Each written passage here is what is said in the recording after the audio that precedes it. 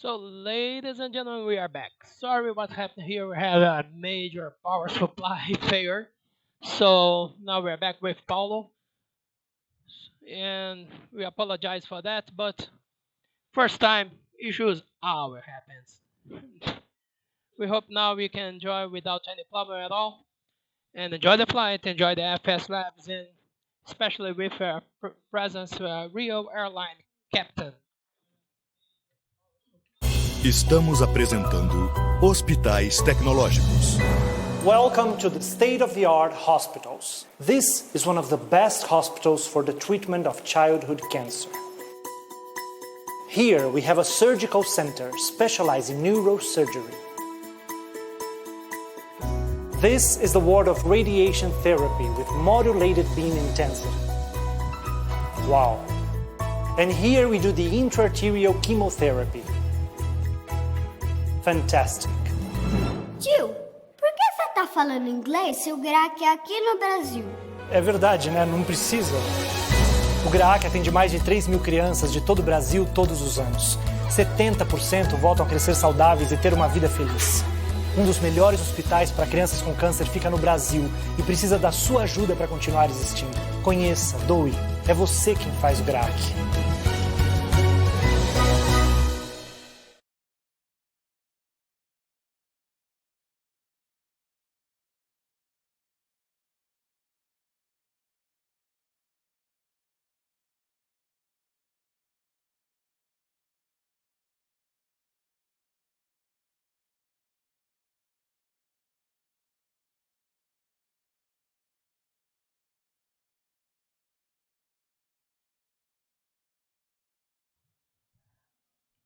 Hi guys, here we are again, and as in real life we can also have some more physical here. In the Airbus 320, if you have a external power unit failure during the aircraft setup, you can also use the IRS, the Inertial Reference System alignment. In older models, older versions of the ERM, you can also real life MGS setups. So you would have to start in there if you have as real as it gets nice, but let's start unit failure during the aircraft setup. We will start by checking aircraft safety assistance alignment. Checking in older models, older versions of the ERM muscles and on real life MGS setups. So you have to start in there if you have as real as it gets nice, but let's start unit failure during the check setup. We will start by checking aircraft safety assistance alignment. Checking in older models, older versions of the ERM muscles and on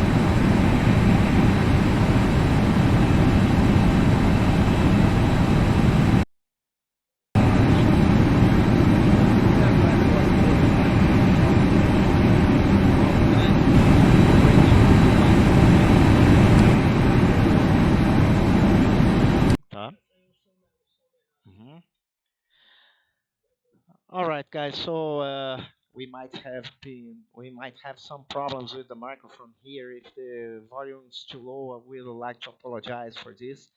We'll try to do it in a better way next time. We'll try to improve it. But let's continue with the cockpit preparation. Now it's time to go to the pedestal, the throttle pedestal. One of the most important things is to check if the radar is off in order to not harm the ground personnel that's working in front of the aircraft. Now here everything is set up. We just leave it the TCAS in above, transponder on. This will be setting off for a while. It's time to turn off this second FM MCDU. Now it comes the FMGS setup. The Airbus FMGS program, it has an acronym called DIFSRIP. DIFSRIP. It means that the first page is the data, then the init A, then flight plan, then secondary flight plan, then init B, then radio nav, then perf.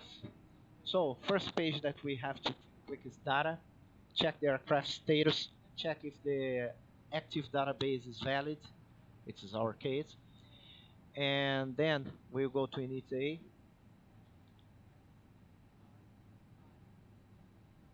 So we'll insert our route.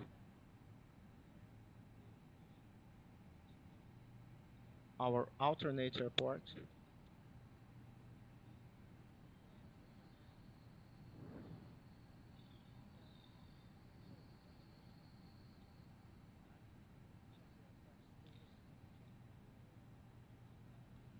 Flight number. Cost index.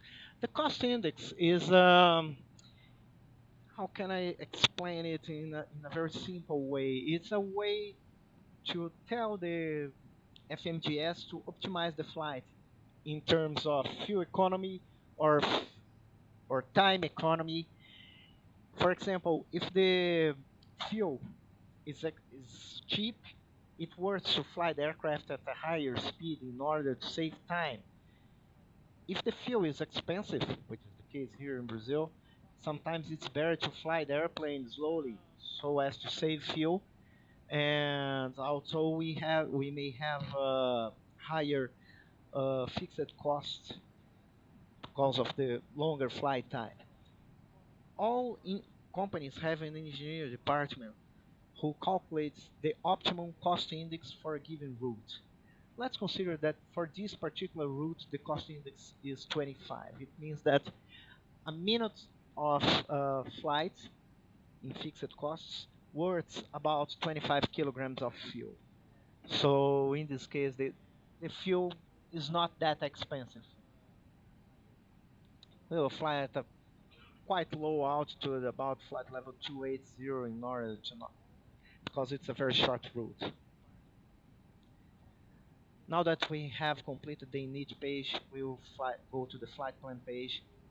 We will lateral revision over the origin airport, departure airport, and we're gonna select our departure. Since the runway uses 33, we will fly the EZEVO 1 Alpha departure, 10-man transition. Insert. It's a good practice to set the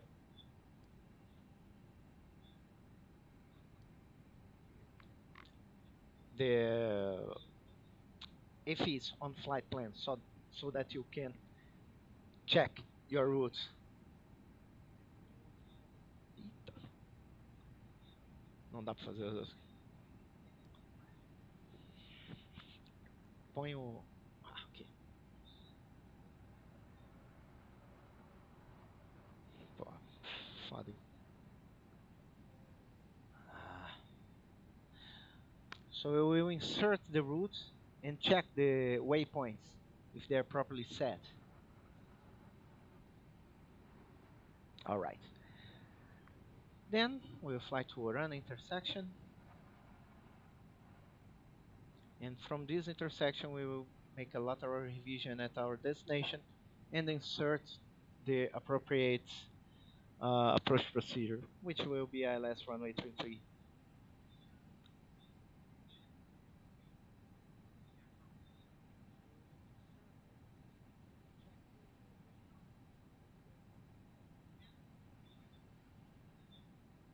That's good. We should also insert the correct alternate route so that the FMGS can make more precise calculations about the required fuel for this route. So the first waypoint should be inserted with the missed approach waypoint, and then we will insert the route and the arrival procedure. Usually we will use these routes.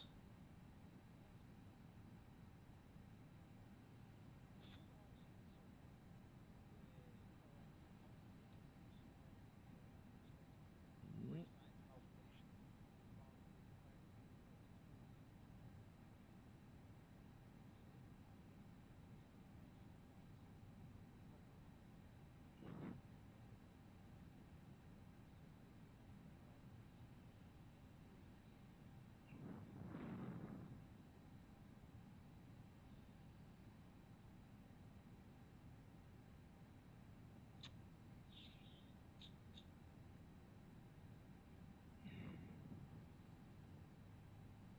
So some adjustments must be made.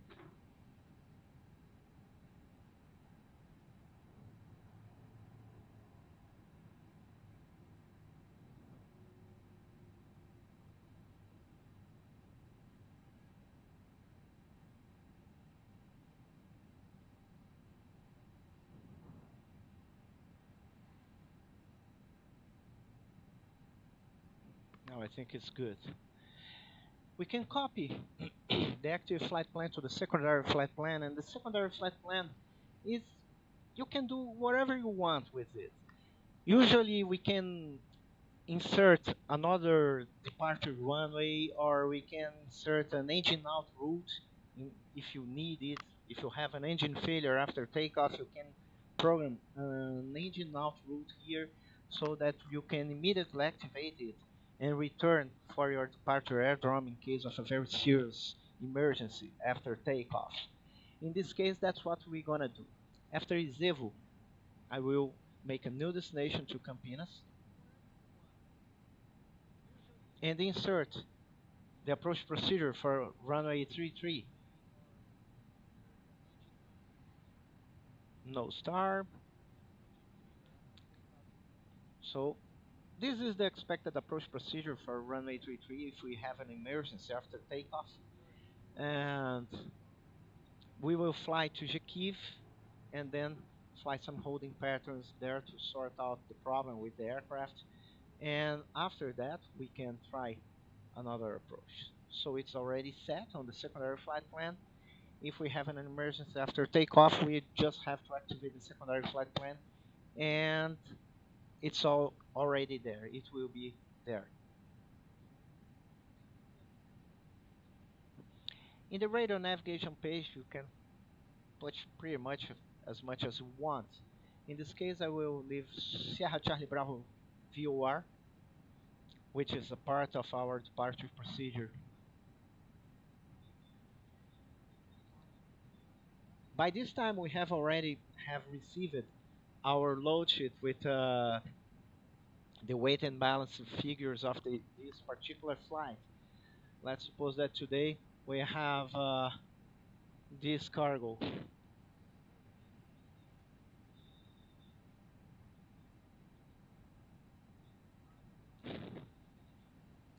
I'm putting some values here.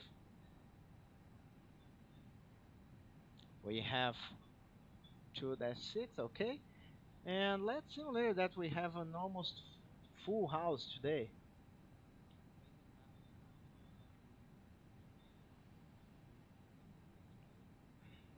So our zero fuel weight is 59.5 tons and the zero fuel weight CG is 36.2%.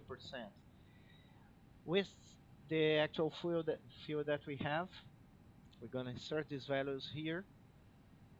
Our takeoff weight is 64.3 tons, which is slightly below the maximum landing weight of this aircraft, so in case of an emergency we can return immediately to the departure airdrome. And with 5 tons of fuel, we have plenty of extra fuel for this flight. We will burn just slightly less than 2 tons of fuel. We will arrive there with 3.2 tons of fuel, which is more than enough for diversion, and we also have more than the regular reserves. Then we will insert now the V speeds.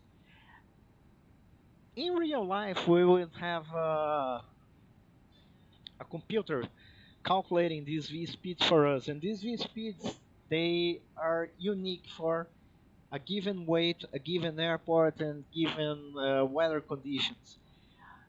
They are tailored to each airport from that we take off from. In this case, they have a more generic V speeds.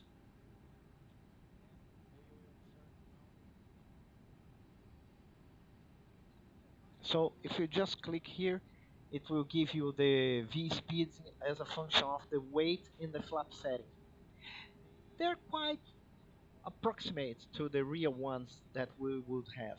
We don't have a flexible temperature here. A flexible temperature is a reduced thrust takeoff. What it means, as the temperature increases, the thrust developed by the engines, it reduces, and the takeoff performance will suffer a lot. But what we do here in a flexible takeoff is to lie to the engines. We tell the engines that we have a very high temperature outside, and because of this high temperature, the engines will produce a lower thrust, a lower than the maximum available thrust, which is toga thrust. The aircraft would be able to take off anyway with given with these given conditions. So if the aircraft is not heavy enough and the temperature is not high enough, you can tell them, okay, we have a flexible temperature of 54 degrees Celsius, for example, and this will produce a lower thrust. It is also more than enough to meet all the regulations, so we have enough thrust to perform a safe takeoff.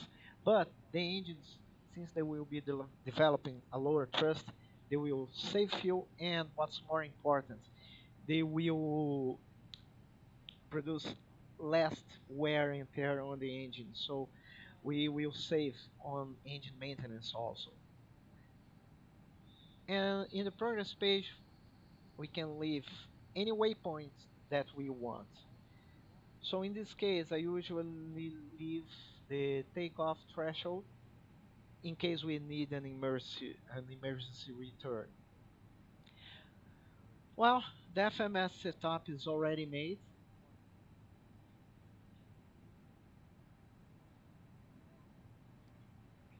Now we're gonna set up the glare shield.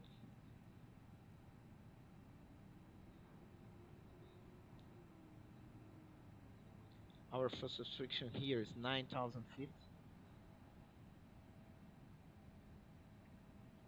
We would check the oxygen masks, and then we will check the primary flight display if it's okay. The navigation display, we're gonna check them. We also check the cabin pressure if the landing elevation is set at auto, and if it has the landing elevation of the airfield, the destination airfield. And then we check the status if everything is normal, or if we have any failure with the aircraft, if it's acceptable to dispatch the aircraft according to the minimum equipment list. Now it's time to perform the before start checklist.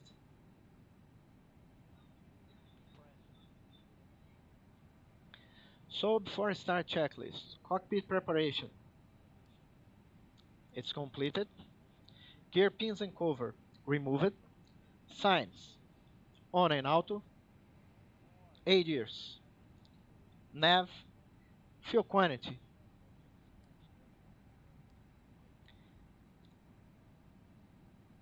We are still refilling the aircraft, so for today we will dispatch with 5,000 kilograms. Let's select it here, 5,000. So we have 5,000 kilograms of fuel today. Takeoff data is set, and battle reference 1016 set. So it's completed down to the line. Now we will wait for the final weight and balancing form to arrive. We would make some last minute corrections, and then we would request the ATC clearance. Let's suppose that we were cleared as filed. Transponder squawk would be 4253. 4251 is the squawk. Now let's suppose that the last minute changes are made, the passengers are boarded, the doors will be closed now, and we have just received our clearance for pushback.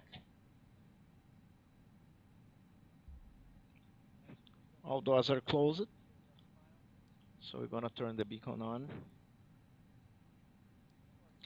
Check if we have the nose wheel steering pin inserted. We don't have now, and so we must insert it. And this is a very nice thing about the FSLABS. You have the external controls. So let's disconnect the GPU.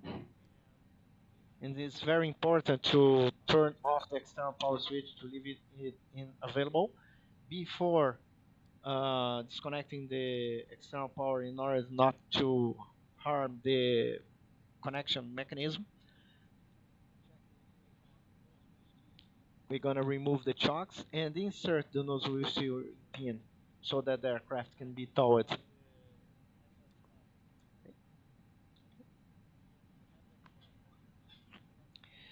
Okay, we have been cleared to start the engines.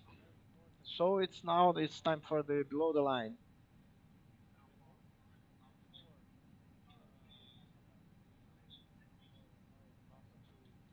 Let's remove the bridge and let's start the pushback.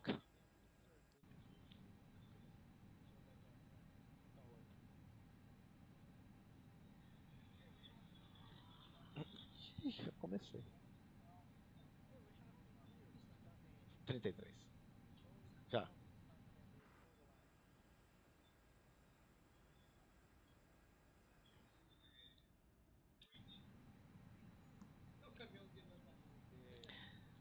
I think that the pushback guy is a little bit late on the pushback, but okay. It seems like this also happen in real life. Yes, I know that.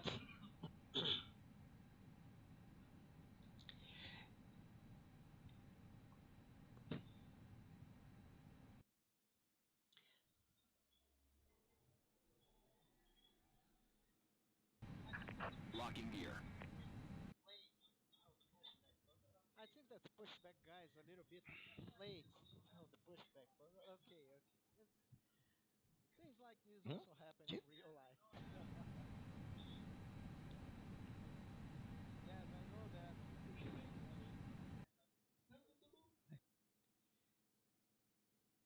O parking brake eu dei pushback? Não, tem, control ponto. Tá. Please set the parking brakes. Isso aí tem que. É, meu, eu não. Ok.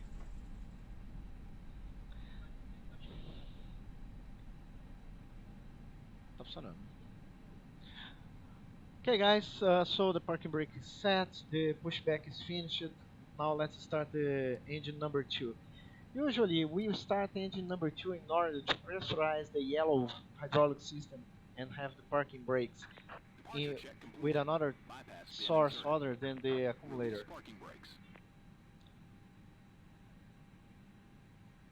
Start engine number one. Two. Number two.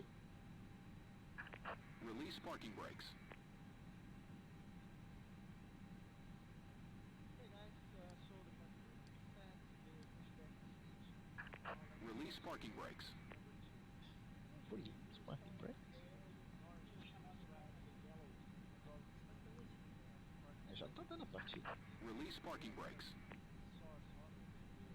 Desliga isso aí.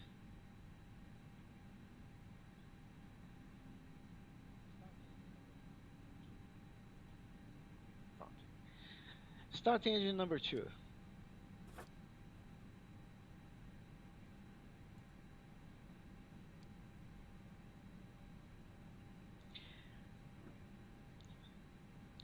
Check that now the nose wheel steering disconnect has turned to amber.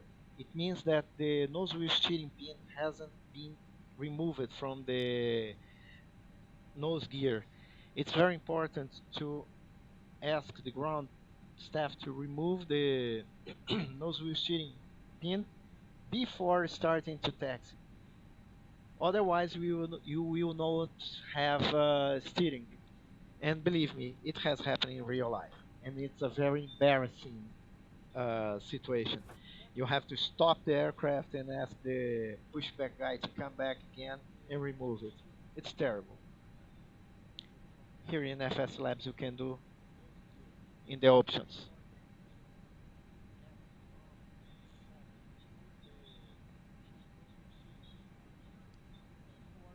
No, it's okay.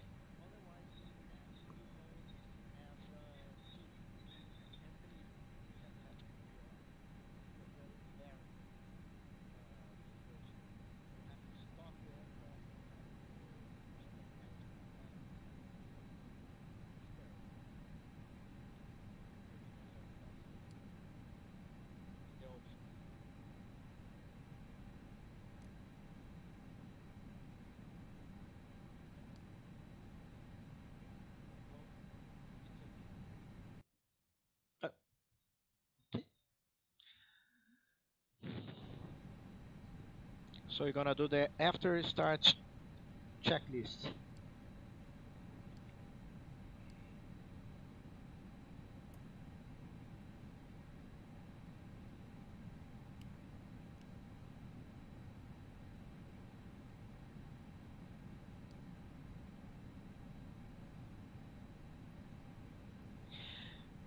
In this case, both pilots would be doing their tasks. I have made it in a slightly different way in order to adapt for the conditions. Since we are flying single pilot, essentially single pilot here.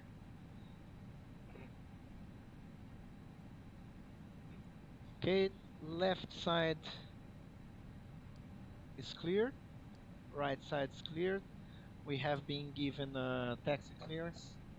Let's start taxi.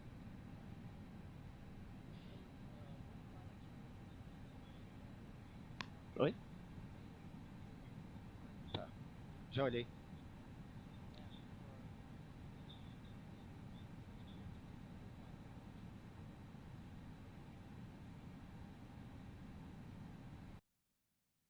Okay, left side is clear, right side is cleared. We have been given taxi clearance. Let's start taxi.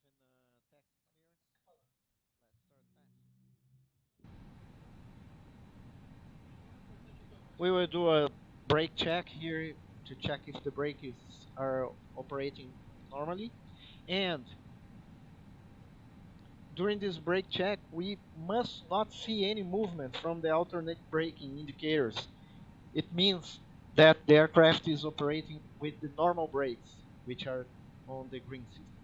After start checklist. After start checklist. So anti-ice is off. ECAM status was checked. We have no status here. Pitch trim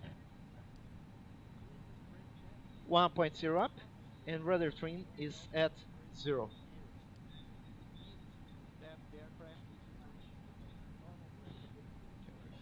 Have fun.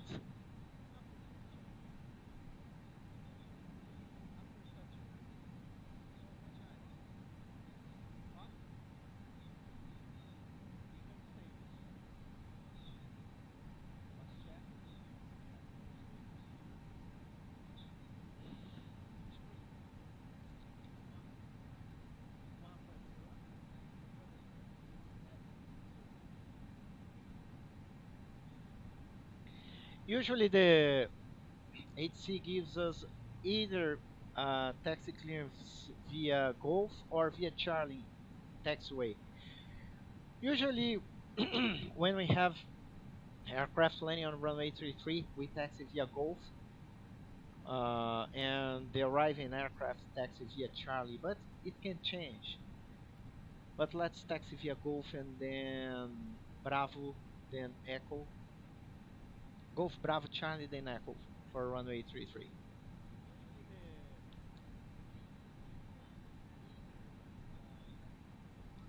It's very important not to exceed 30 knots on a straight line during taxi and 10 knots during turns.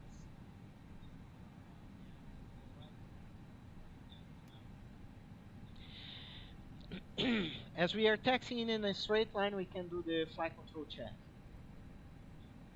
So, flight control check. Full up, full down, neutral, full left, full right, neutral. We would do the rudder check, but for operational reasons here, it's impossible to do so without activating the steering. So let's pretend that we have checked the rudder here at the ECAM page. Now the pilot monitor would turn the radar, predictive wind shear, it's on. Then terrain on in the arm auto braking maximum and do the takeoff test, config test.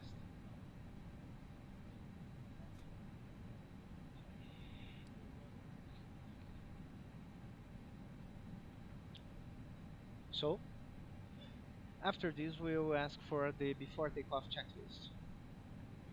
So before takeoff checklist, flight controls are checked, flight instruments are checked, briefing is confirmed. We don't have any HC changes from the pre-departure briefing. Flap setting, conv2, V1, VR, V2, flexible temperature, 137, 137, 138, flexible 54. Yellow electric pump is off. And the ECAM memo, we have takeoff, no blue. Note that if we had forgotten any item, for example, the spoilers, let's suppose that the spoilers were not armed, we would have a blue line on the ECAM. So I cannot say take off no blue. It would remind me to arm the spoilers. So the before takeoff checklist is on.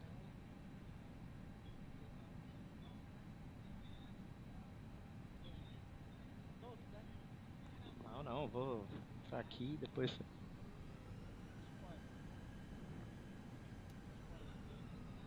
Uhum.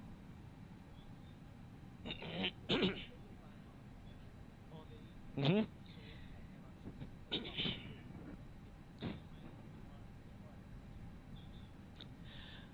So let's talk a little bit about the FSLABS Airbus while we are taxiing to the active runway. For a pilot's point of view, it's very good, as I have told you before.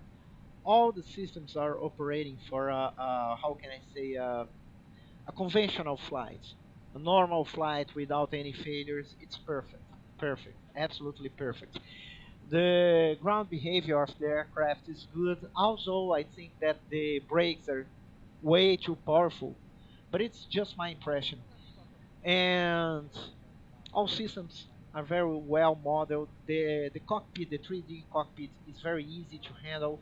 If you have a program like Easy Dock or Chase Plane, Uh, it's quite simple to have access to the all the overhead panels, controls to the pedestal, so it's very easy to operate the aircraft, even if you are a single pilot. The the aircraft performance is good. The the good thing about the aircraft lies in the small details. For example, the fuel flow on ground is very accurate, and it's very difficult to model this and prepared. Usually, if you have the correct fuel flow in flight, on the ground the fuel flow is very high, and vice versa. In the FSLABS, since they are using an external flight model, fuel flows, the performance is very good. You also have lots of options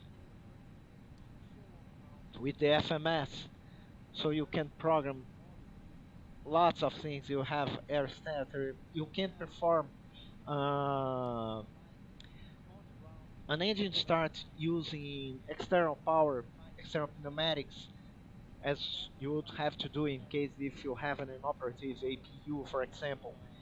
All these things are possible to be made using the FSLabs. So they have made a very accurate rendition of the aircraft and the system operations, both in the ground and in the air.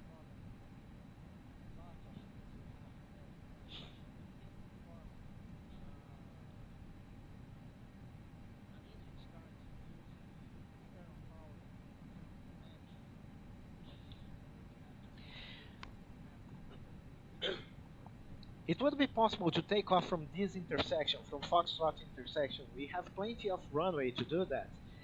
But and in this case, we could have programmed in the secondary flight plan and take off from the intersection.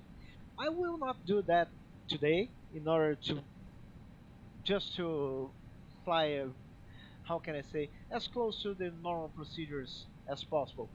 But in case if you have if you're in a hurry, if you have a slower traffic which is about to take off ahead of you, and ATC asks you, are you able to take off from Foxtrot intersection? Yes, we could have calculated that and took off from an intersection to save time. It happens in most of busy airports around the world.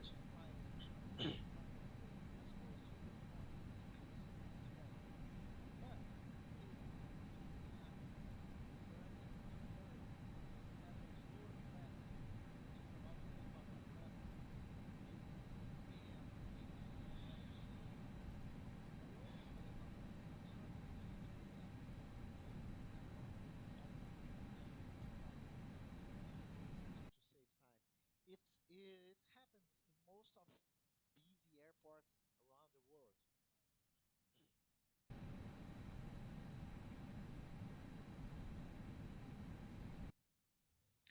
Now we are reaching the holding point of runway 33. We have been given the takeoff clearance.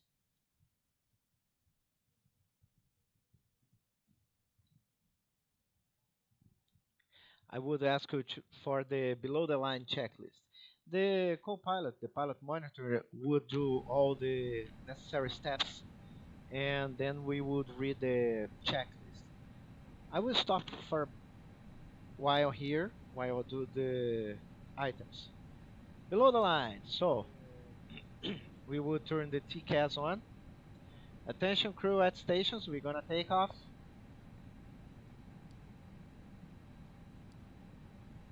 Then strobe in auto, landing lights on. And we're gonna do a packs off takeoff. In order to save wear and tear from the engines, we switch off the engine bleed. It gives us more available thrust, or for a given thrust, it gives us a lower EGT and lower fuel flow, so we can save both engine life, and we can save fuel also. So all our takeoffs are packs off.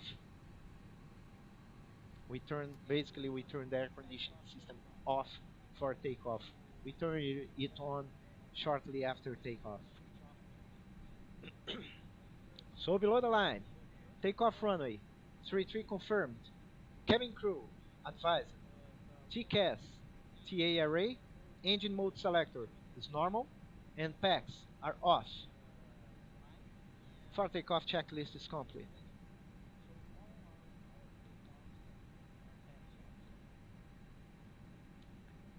Ligue pra mim.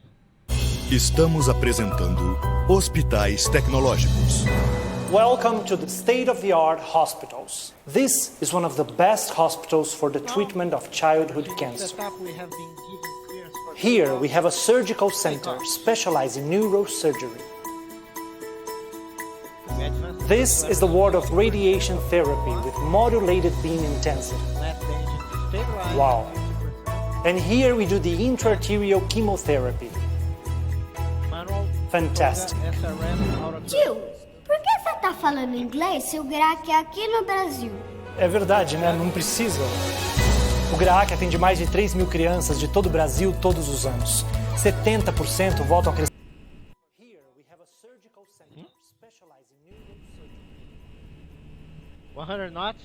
This is the ward of radiation therapy. Modulated intensity. V1. Rotate. Positive climb. Landing gear up. Nav. One of the best things about this aircraft is how nicely it hand flies. Of course, it's not exactly as the real thing. The real aircraft hand flies even better, but it's very nice. The handling of the aircraft is quite good, it's quite realistic. If you follow the flight director comments, it flies nicely.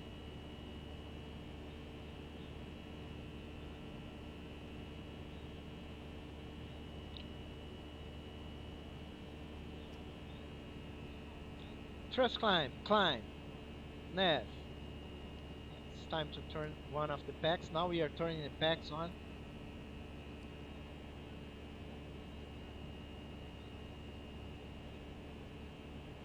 Flaps 1. Speed check. Flaps 1. Let's turn the second pack on.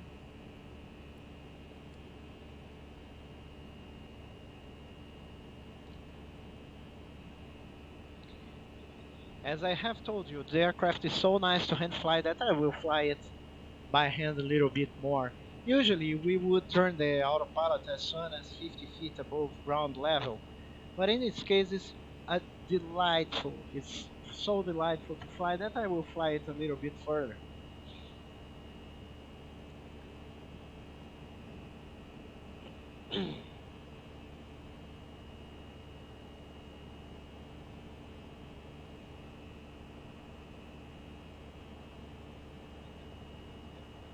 As we reach S speed, we will retract the flaps to 0 while still accelerating to 250 knots.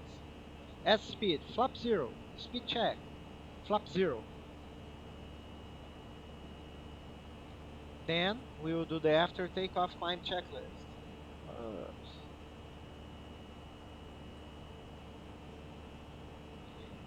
We will disarm the spoilers and turn off the runway turn off and taxi lights. After takeoff climb checklist, landing gear is up, flaps retracted, packs are on, down to the line. Let's engage the autopilot. Autopilot engaged.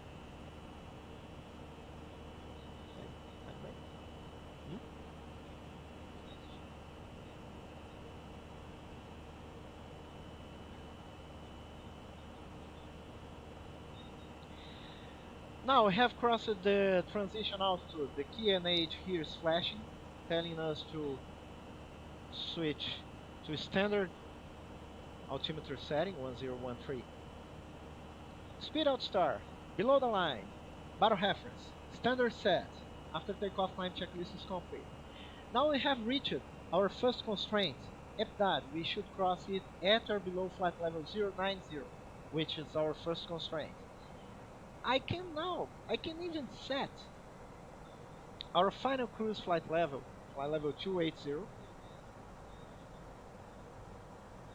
and push the alt control knob. It will climb in what we call it's a manage mode. So it's a kind of VNAV. Note that the alt has changed to alt constraint, meaning that it will maintain this constraint altitude until we cross that. Can you see the small arrow here, the blue arrow? It's telling us that the aircraft will climb alone after that in order to meet the next constraint.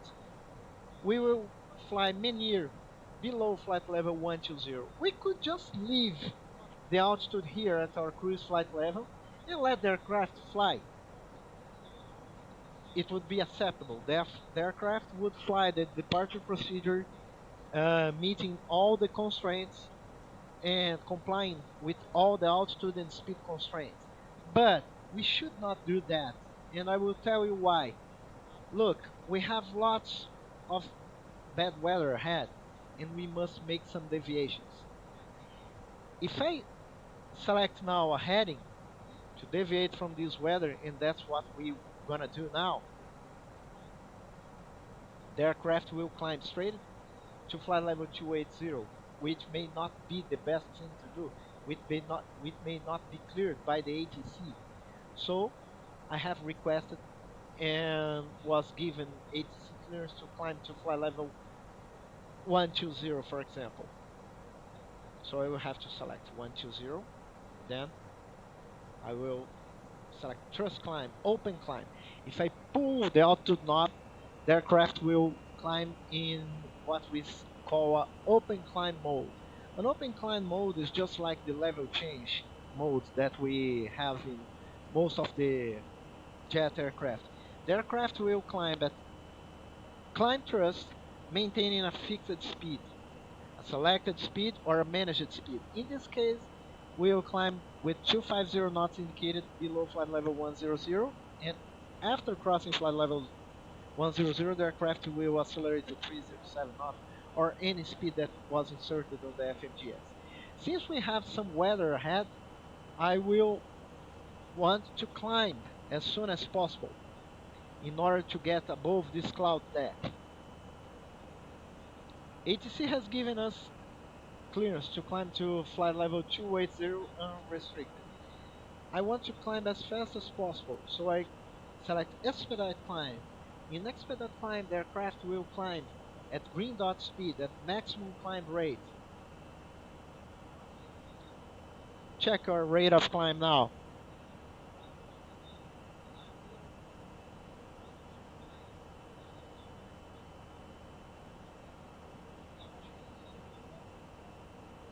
Vendo? Sim. Let's deviate a little bit further.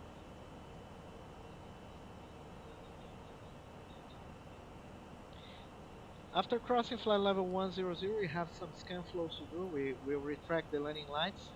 We could turn the fasten seatbelt sign off, which is not the case because we have some expected turbulence. Then we will turn the terrain and ND off so that the first officer can also have their radar displayed. We usually select airport mode to have some en route airports shown on the navigation display. And now we will clear radio navs.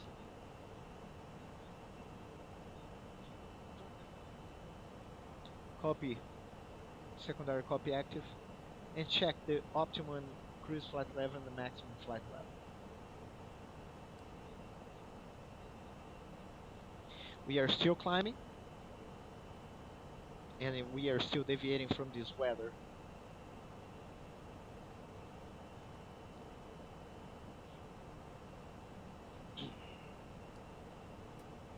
Yes, and we have some pretty nasty weather here. Oh, turbulence. The turbulence has disengaged the autopilot and the alpha floor. It's a bug with the systems. It's not supposed to happen in real life. The aircraft flies quite nicely with this turbulence. It can handle this turbulence quite nicely.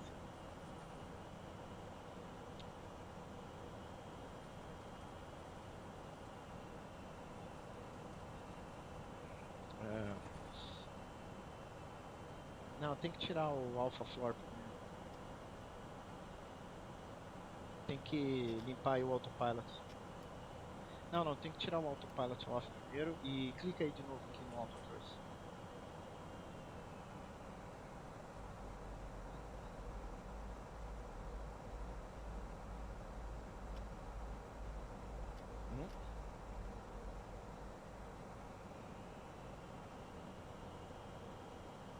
Não, tem que tirar o remover aqui, tem que entrar lá na página do Decan. Dá um clear aqui. Isso, agora ele vai. Pronto, e clica o autopilot. Tá entrando? Vai, solta aí.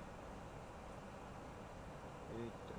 Well, this is not supposed to happen, but anyway.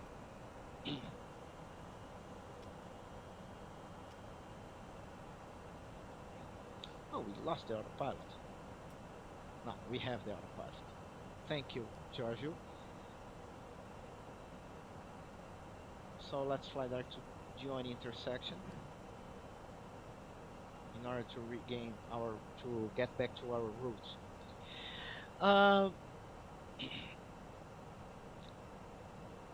We were climbing close to our maximum rate of climb airspeed, and because of active sky turbulence model, sometimes the alpha floor gets activated.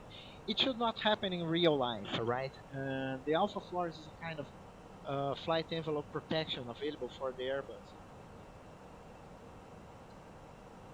When the aircraft feels that it's approaching its maximum angle of attack, it adds full thrust to the aircraft, disengages the autopilot, and locks the thrust in maximum thrust in order to help you to get out of a stall situation.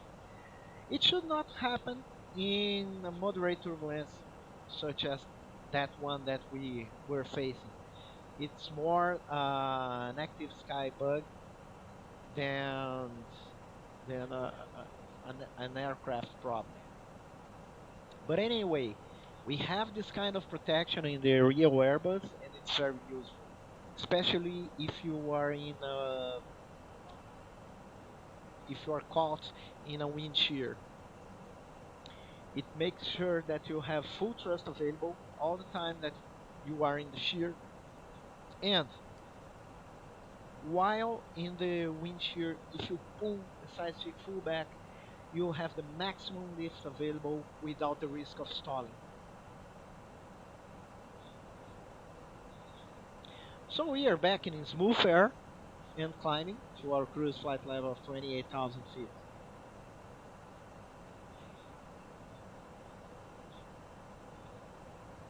Ok. De quê? Ah, sim.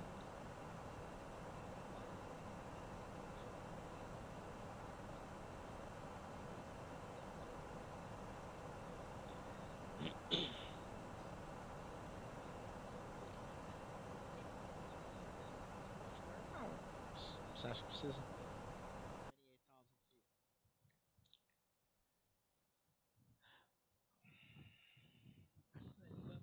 Não vai aparecer nada. Não? Põe aí, o procedimento vai ser o da 33, né? ILS Vitor da 33. 15, né? Ok.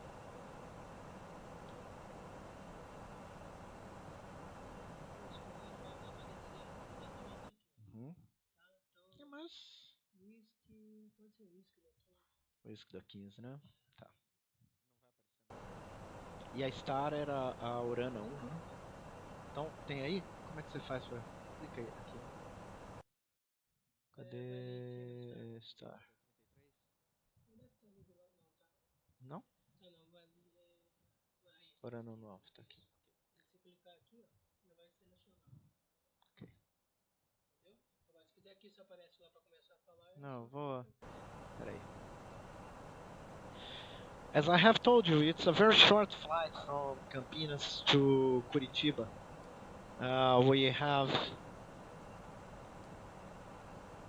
We have less than 30 minutes now for our landing. We have less than 30 minutes of remaining flight time. Things happen in a hurry here, so it's better to get the weather conditions at Curitiba and start to prepare our approach. So let's request the 80s for Curitiba, Florianópolis, and Joinville. Joinville also has a very, very nice scenery from Paulo Ricardo. I have just requested the weather conditions. Received messages. So Curitiba, wind 210 degrees, 12 knots, runway 15. Visibility more than 10 kilometers, scattered 3,000 feet, temperature 18 degrees Celsius, dew point 10 degrees, and altimeter settings 1020. Florianópolis, which would be our primary alternate, has rain, low ceilings, and Joinville, which would be our secondary alternate, has pretty much nice weather. So we will change, Joinville will be our primary alternate now.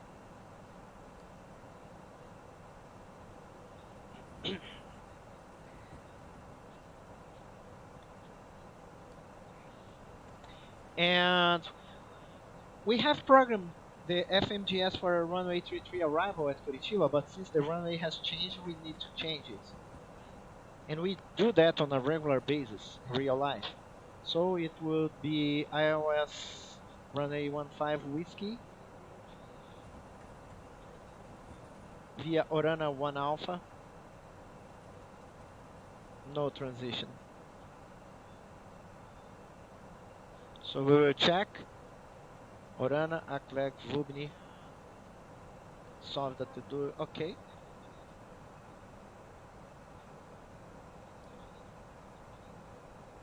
We have just reached our cruise flight level of 28,000 feet.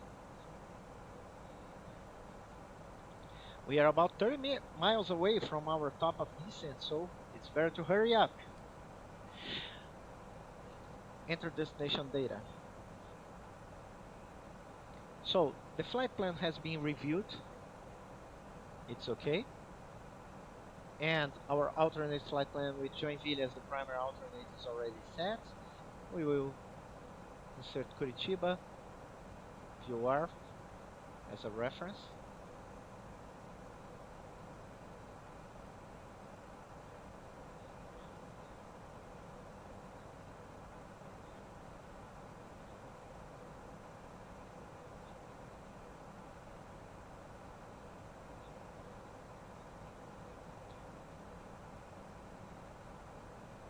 SBCT Curitiba runway 15 as a bearing distance pointer here. Performance. We will insert the weather conditions that we have got from Curitiba. Canadian 1020. It's very important to insert the altimeter settings so that the pressurization system can calculate adequately the pressurization schedule for landing. 18 degrees Celsius. The wind must also be inserted so that the aircraft can calculate the ground speed meaning function. I can talk about it later in another video about this feature.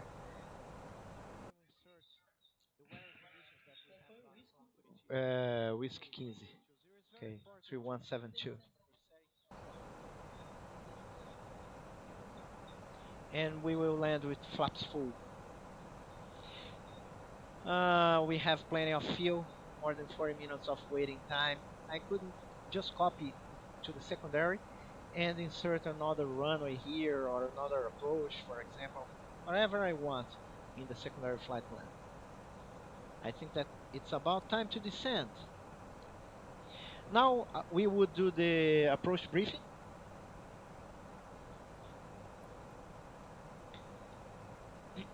Jorge, põe aqui rapidinho a, a carta.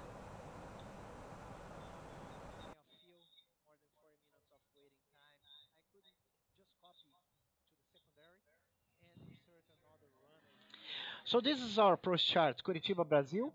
We will first fly the star, Urana 1 Alpha. We are flying from Urana. Then ACVEG, VUBNI below flight level 100. ACPOG above flight level 090. And then SOFTA above 7000. Then we will join the ILS Whiskey.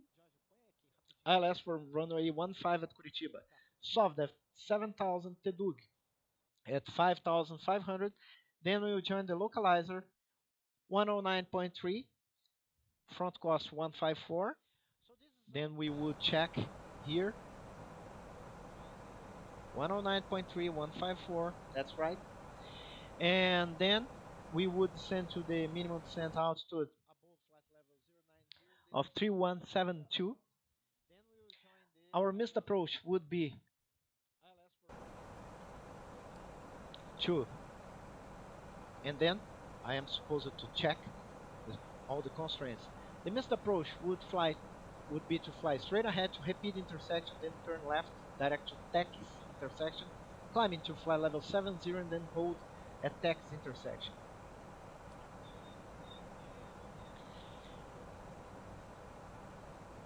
Our landing config will be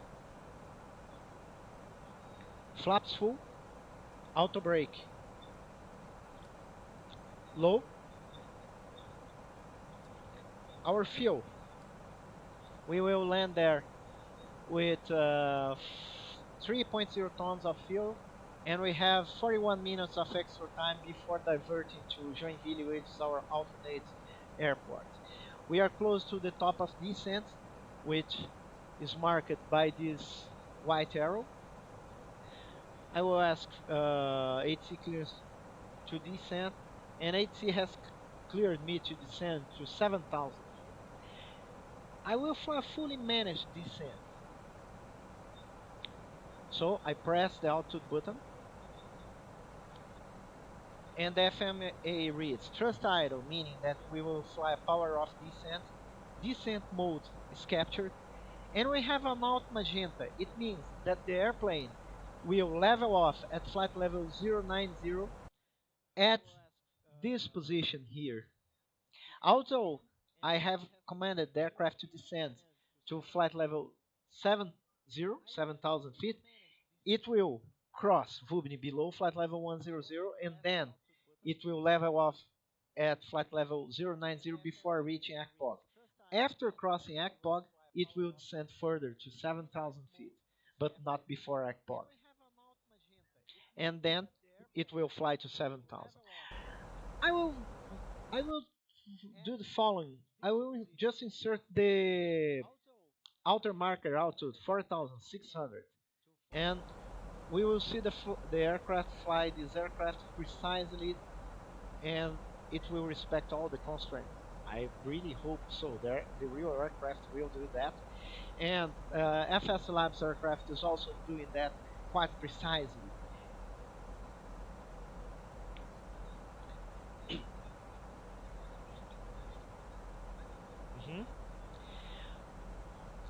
Note that we have some headwind here. The aircraft is picking up a crosswind, which has also a headwind component, a 30 knot headwind. So the aircraft is not gliding as far as it could glide. So the FMGS is recognizing it, and it's adding a little bit of thrust in order to remain on the vertical profile. Let's suppose that the ATC asks us to increase the rate of descent because of traffic or something like that. I would have to leave the managed modes and now I would have to reset my altitude. For example, ATC tells us to increase our rate of descent until crossing flight level 120. So the best course of action was to set the first constraint, flight level 090 that we must cross at or above. Open descent, we would pull the altitude knob and increase the speed. Pull the speed, now I have selected speed, and increase it to 310, 320, 340, for example. Note that the aircraft, which was supposed to level off at flight level 090 at this position, now will level off at 090 here. We could even increase the rate of descent even further by using speed brakes, but it's not necessary right now. It is happy with this rate of descent.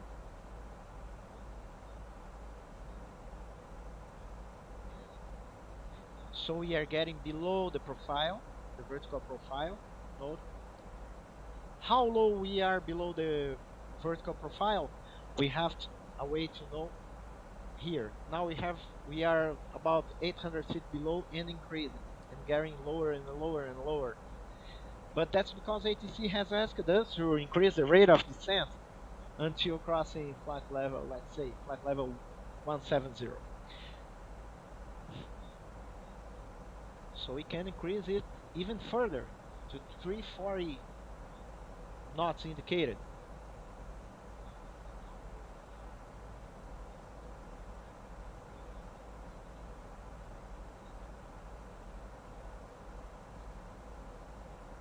Okay, ATC now tells us to resume our rate of descent. So I will select managed speed. It will command a lower speed on the aircraft, and then I will revert to managed descent. So we have speed descent. Since we are well below our ideal flight path, the aircraft will start to add some power and reduce the vertical speed to about 1000 feet per minute until it intercepts the vertical profile again. We are now nearly 2,600 feet below the profile, but note that this vertical deviation is reducing. The aircraft will keep 1,000 feet per minute now until it re-intercepts the ideal profile.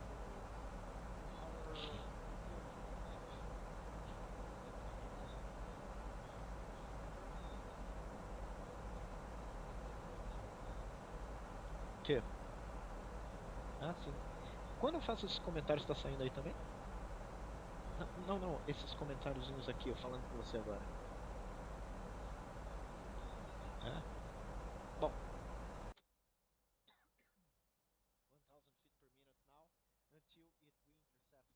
Que?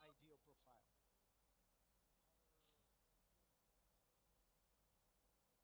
Não, não, não, esses comentáriozinhos aqui, eu falando com você agora.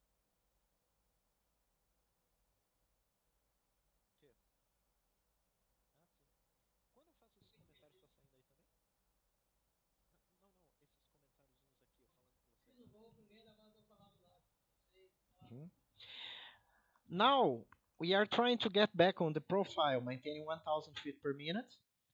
We are trying to get back to the original speed, the ideal descent speed for this cost index, which is about 275 knots. And this speed, rate of descent, fuel flow values are very close to the real aircraft. They are very, very close. So it's a very good simulation. We can use a real world navigation forms, and we can see that the block field figures will be very close to the real aircraft in a real life flight.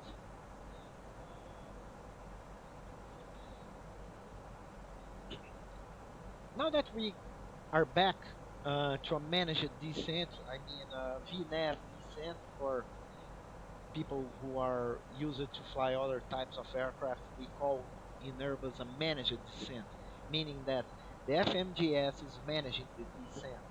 We can also fly a selected descent. A selected descent is when the pilot selects all the values for the descent. For example, the altitude, the speed, the rate of descent. But now we are flying a fully automated descent. I will once again select the outer marker altitude, 4,700 feet. Note that we have once again alt in magenta, meaning that this flight level 090 is an altitude constraint. Although I have selected 4,700 feet here, the aircraft will level off at flight level 090 until it crosses the ECPOG intersection, when it will then resume normal descent. Altitude, uh-oh, 4,700 feet. Note that we have once again alt in magenta, meaning that this flight level 090 is an altitude constraint. Although I have selected 4,700 feet here, the aircraft will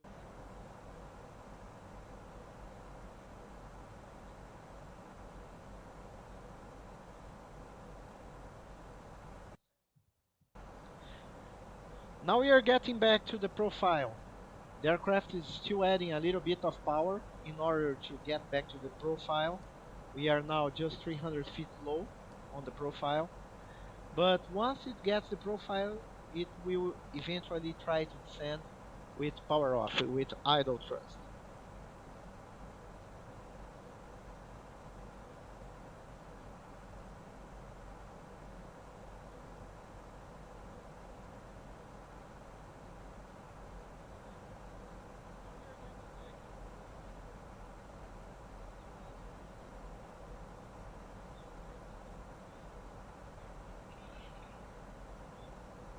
Quero o pessoal eventually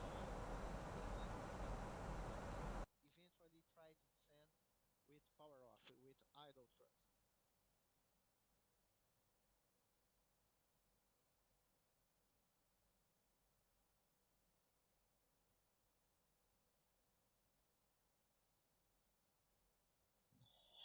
Okay, now we are now we are back on the profile. The aircraft is trying to fly in a power off segment, but sometimes it's not possible, as I have told you, due to the headwinds and so on, due to the aircraft being at a low weight.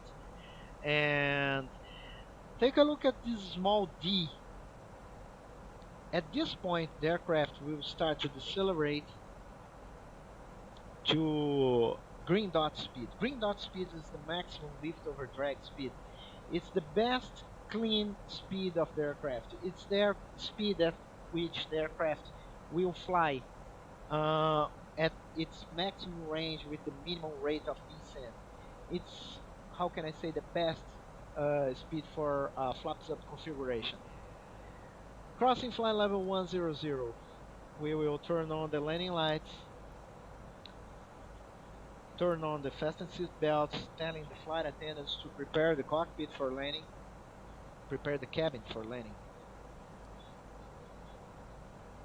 ILS, ILS. The pilot monitoring will leave this navigation display in terrain so that he can warn me of any terrain, high terrain ahead of the aircraft. And we're gonna check the FMS if we have high accuracy.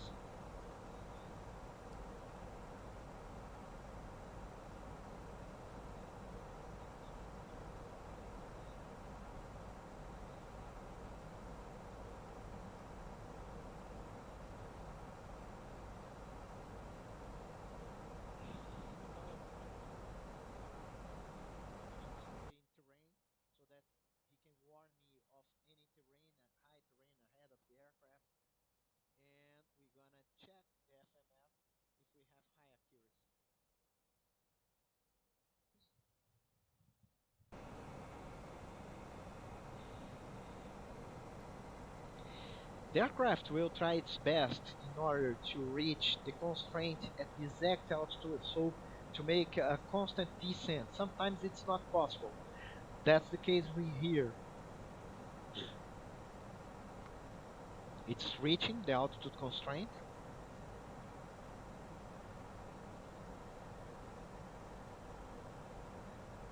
speed out constraint. But look, it's now starting to decelerate to green dot speed. Keeping altitude until we cross Akpog, then it will start the descent at this point. Thrust idle descent.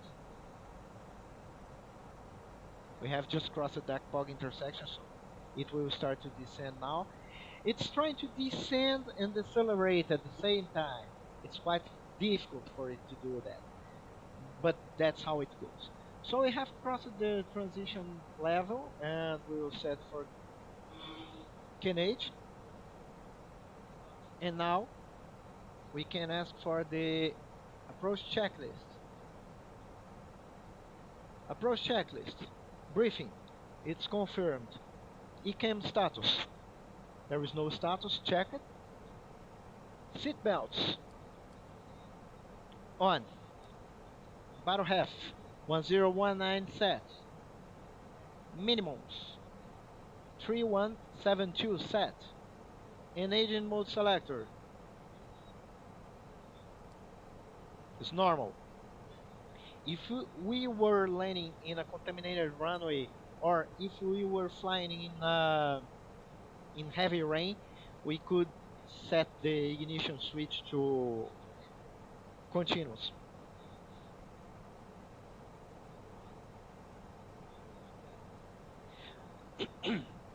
Now it will level off at 7,000 feet, and since it's crossing soft above 7,000, it will continue the descent.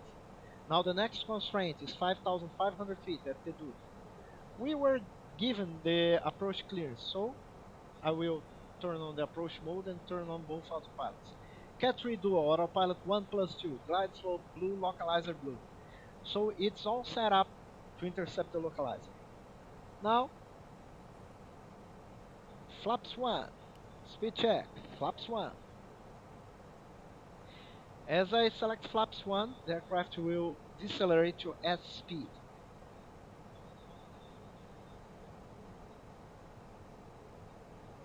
Below this speed, we can lower the next degrees of flaps. Flaps 2. Speed check, flaps 2.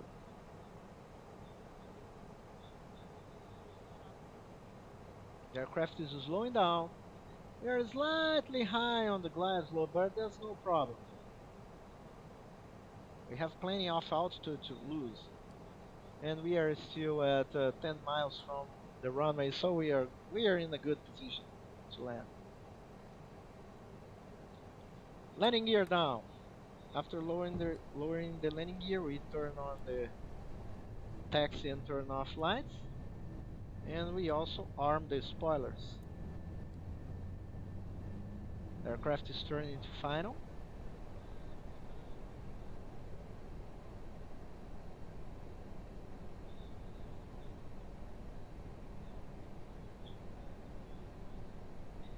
Flaps 3. Speed check, flaps 3.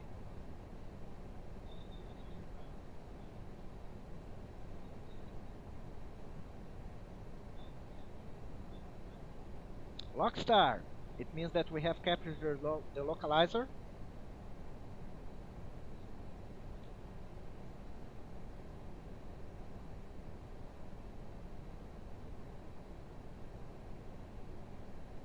We are getting back to on the glide slope also. Glide slope star. Now we are fully established. We can set the missed approach altitude 7,000.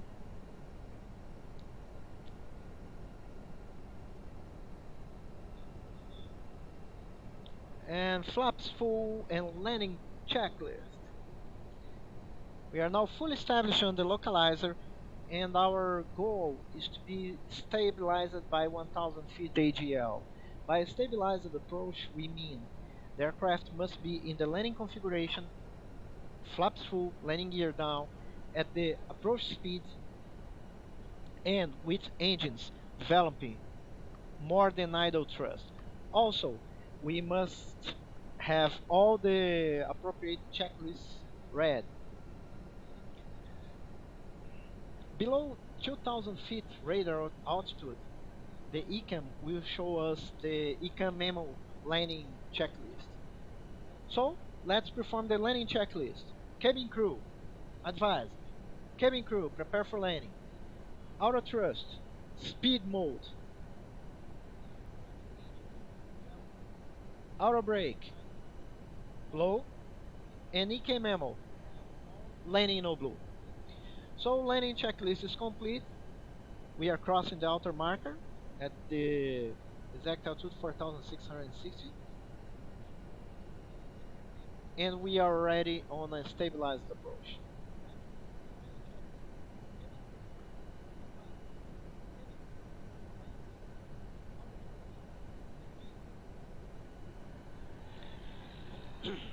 Note how beautiful this scenery is.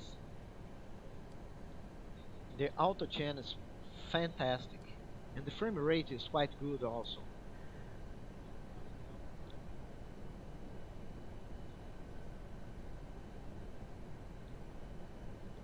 The plane has intercepted perfectly the approach path and we are more than stable.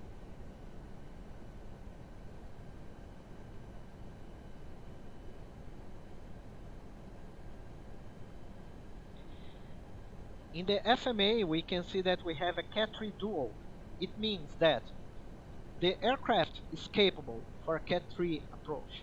Although this airport is not Cat 3 capable, I don't think it's so. And but it means that we have a localizer and a glide slope signal with a good quality to perform even an auto landing, and we can do that. So we will let the aircraft land, perform an auto landing, so that you can check the capabilities of these aircraft.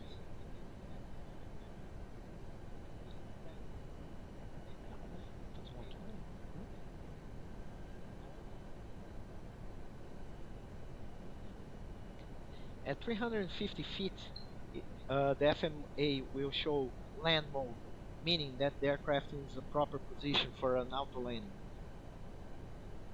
Land green.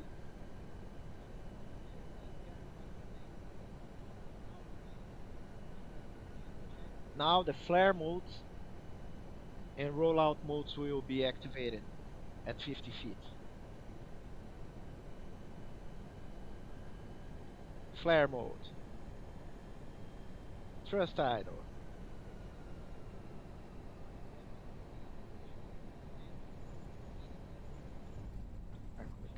Tira aqui, ó. Z? Ah, não, não era pra ter tirado. Ele ia pousar sozinho.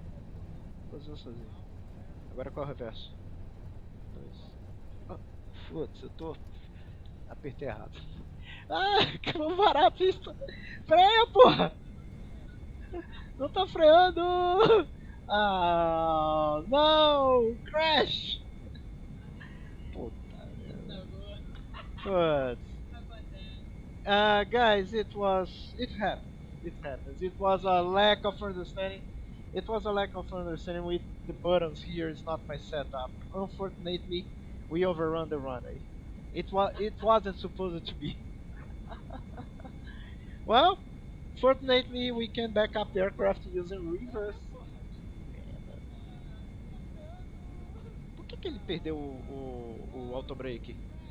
Não, não era pra apertar o. Ah, não, mas não era pra ter tirado. Putz, cara, mas por que o freio não entrou? Não, mas não era pra. Ah.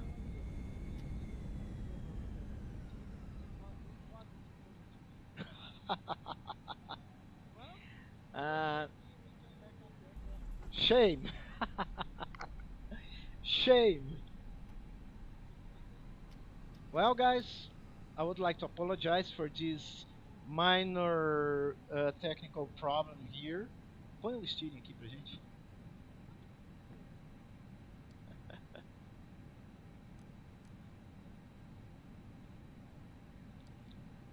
Well, let's pretend that it was a normal landing, which wasn't actually. But after this terrible overrun landing, let's taxi back to the gate.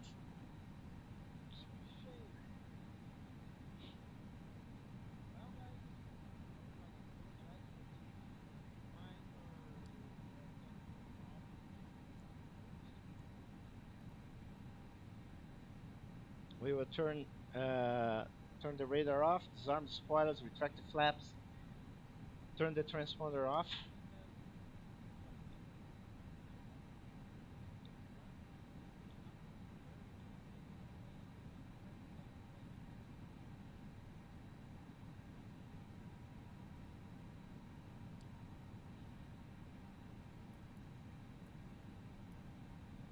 And start the APU. Putz, cara, que merda. Hã? Que bosta, cara. Não, foi uma bosta. Foi ruim. Hum? Dá pra fazer? Dá pra editar? A live é um negócio complicado. Bom, well, let's do the after landing checklist. Flaps, retracted, spoilers, disarmed, APU, on, radar, off, predictive wind shear system, off.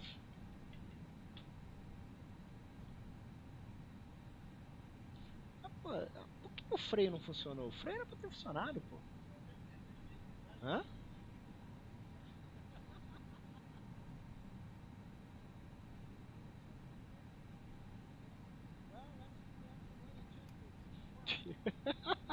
E os comentários estão saindo aí ou não?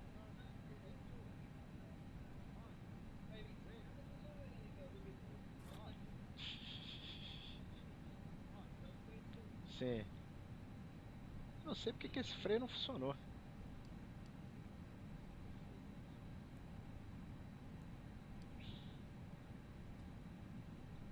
Porra. Ah, já sei o que aconteceu, cara. Eu não reduzi o freio. Eu fiquei apertando o F5. Deu toga.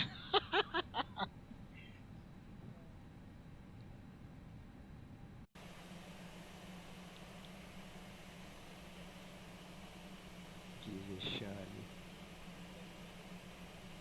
É, não. Tá bom aí, né? Parking brake é. Eu não sei. Eu não sei, meu. Ah.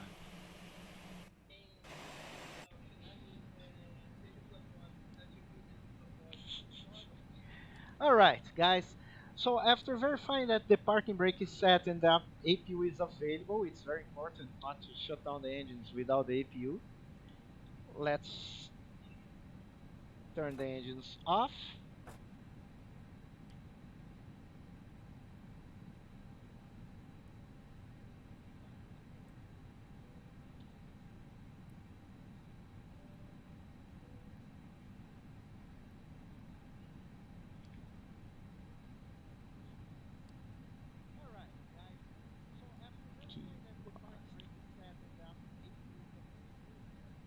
Let's put on the chocks, the nozzle steering pin, connect the GPU, and we are good to open the doors.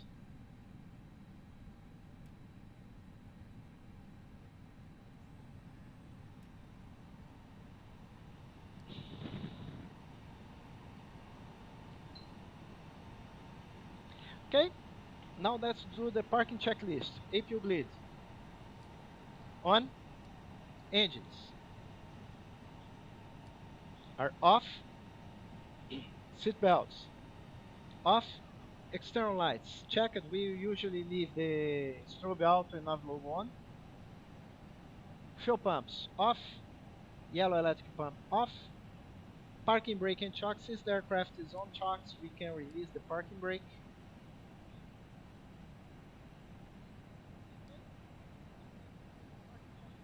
And that's it, guys. It was our first live. Well, apart for this minor mishap during the landing, uh, I just pressed the wrong buttons here at the aircraft.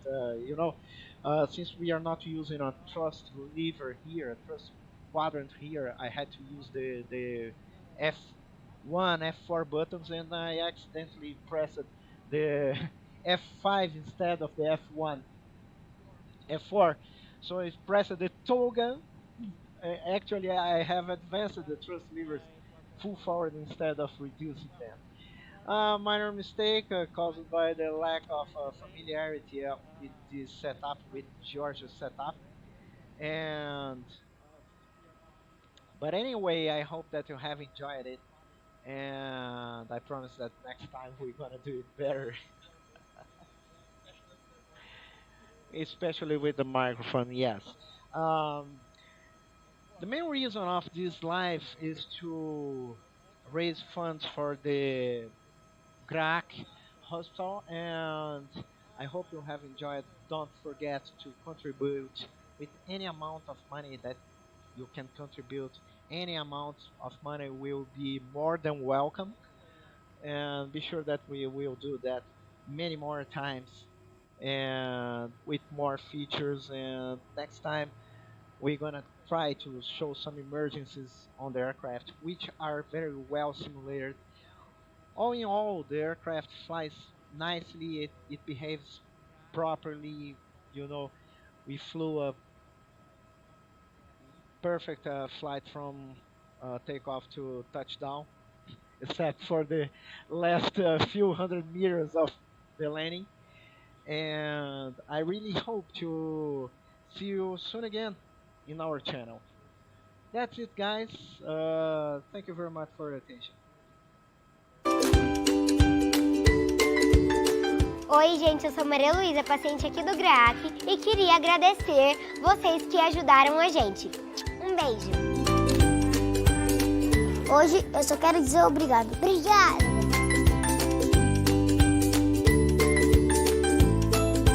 Hoje eu só quero dizer obrigado. Hoje só quero dizer obrigado. Muito obrigado. Eu só quero falar pra vocês muito obrigado. Valeu, galera.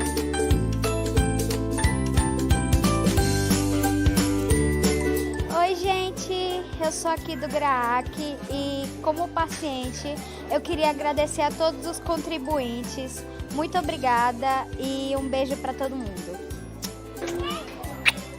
Valeu. Beijo!